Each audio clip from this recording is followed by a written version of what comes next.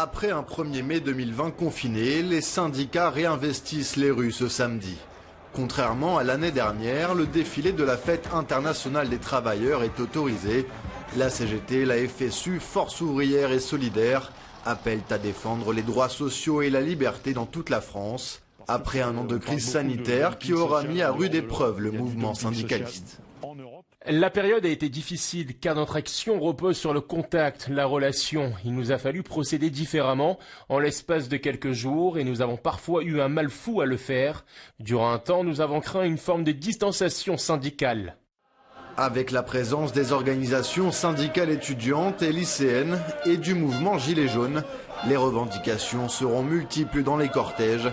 Précarité, retrait de la réforme de l'assurance chômage et de la loi sécurité globale, ou encore la fin de l'état d'urgence. Crise sanitaire oblige, quelques restrictions sont à noter pour cette édition 2021. Par exemple, les manifestants devront se munir d'une attestation de déplacement dérogatoire, de quoi amuser quelque peu les organisateurs. On a le droit d'avoir des fanfares, de jouer de la trompette, de parler dans la sono, mais pas de passer de musique amplifiée, pour éviter de provoquer des attroupements de jeunes qui se mettent à danser. On chantera. On voit depuis plusieurs jours une mobilisation des militants pour construire cette journée, notamment à Paris. En province, on sait que dans certains territoires, certains ne viendront pas à cause de la situation sanitaire tendue.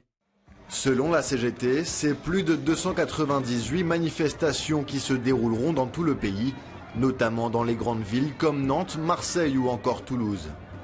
De son côté, la CFDT a choisi de faire bande à part et de participer à cette fête nationale des travailleurs sur Internet.